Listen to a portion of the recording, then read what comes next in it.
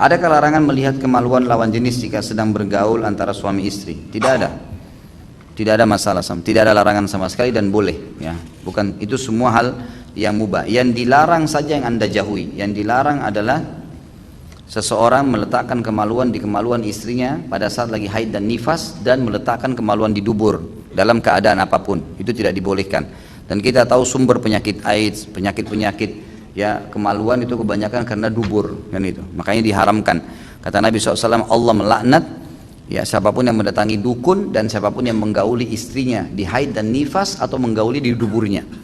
Selain daripada yang dibolehkan, sampai pernah saya jelaskan dalam masalah hubungan biologis dalam Islam boleh oral seks, tapi syaratnya tidak boleh ikrah.